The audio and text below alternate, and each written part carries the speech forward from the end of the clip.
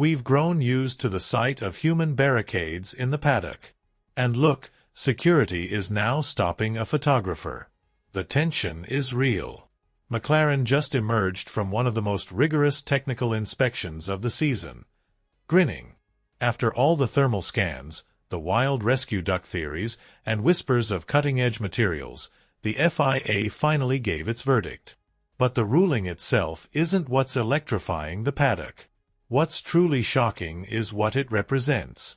Because if McLaren isn't bending the rulebook, then what exactly are they doing? Red Bull was sure they had caught something. They believed they'd uncovered a loophole. But perhaps all they've done is chase shadows, or worse, chased a team that's simply playing chess while everyone else is playing checkers. Red Bull's suspicions weren't pulled from thin air.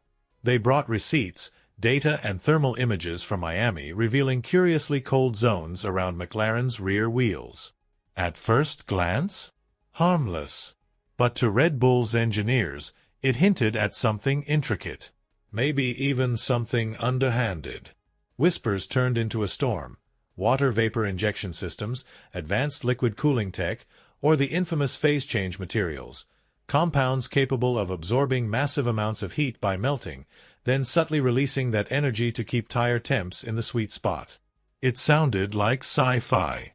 Too advanced. Too bizarre. And maybe it was, because after giving Oscar Piastri's car a thorough post-race examination, the FIA announced its conclusion. Nothing illegal. All within the limits. No hidden systems. No banned cooling tricks. No phase change sorcery. The FIA dug deep, checked Articles 3, 13, and 115, inspected every wheel assembly and brake duct, and found nothing out of bounds. On paper, McLaren was squeaky clean. But that's where it gets intriguing. The FIA didn't just say, "all clear." They issued a statement that quietly dropped the real bombshell, exposing the regulation at the heart of this entire drama. Rule 10.8.4. This clause explicitly bans any component or technology whose primary purpose is to heat up or maintain the temperature of tires or brakes, unless it happens naturally through airflow created by the car's motion. Put plainly, if you're warming or cooling the system without the car physically doing the work, it's illegal. And the FIA didn't just state it, they underlined it. Purpose. Primary purpose. If a material exists only to manage heat, even if it doesn't look sketchy, it's probably crossing the line. In other words, the whole phase change material theory? Dead on arrival, unless someone out there is bold or reckless enough to break the rules outright. So, was Red Bull wrong? Not really. They did their homework. They pushed the FIA to clarify a blurry area in the rulebook. But in doing so, they might have accidentally proven something far more disturbing. McLaren doesn't need loopholes to beat them. And that's what's rattling the paddock now. Because if McLaren's edge isn't a sneaky duct or an illegal coolant trap, then what the hell is it?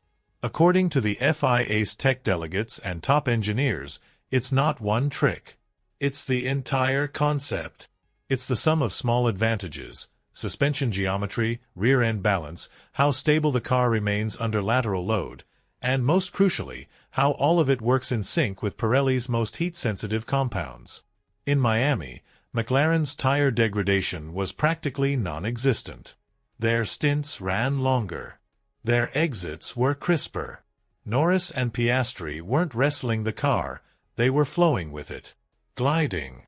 This wasn't the result of steam pipes or liquid coolants stashed in secret chambers. It was synergy, elegance, engineering harmony. And that's exactly why the rest of the grid should be sweating bullets. While other teams chased a smoking gun, McLaren built a car that stays icy cool under pressure. Now, let's talk implications. Yes, McLaren passed this particular inspection. But the FIA's announcement quietly kicked open a new battlefield in the sport's technical arms race. Brake ducts?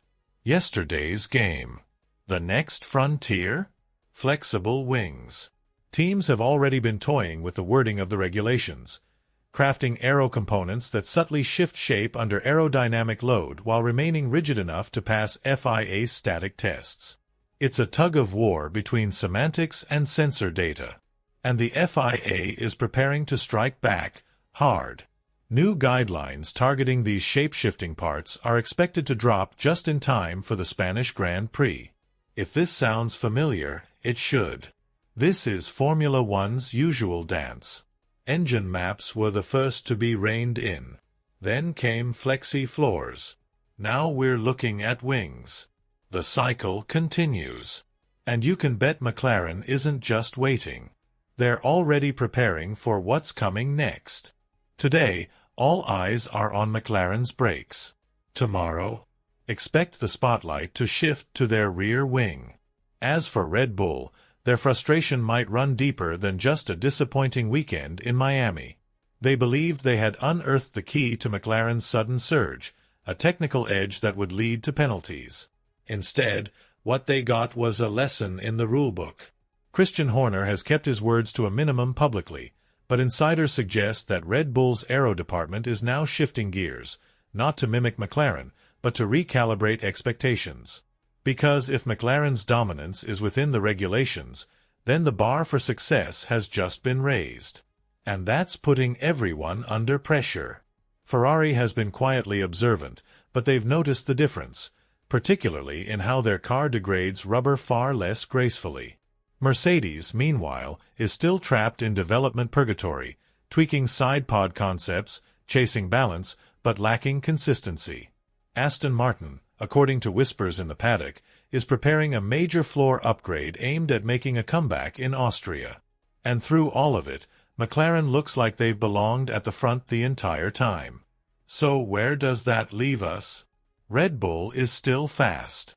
They're absolutely still contenders. But the story has shifted. They're no longer the hunters. They're the ones being watched. And McLaren? No longer the dark horse. They've become the benchmark. The real takeaway isn't that McLaren outsmarted the FIA. It's that they didn't have to. They just outbuilt the competition.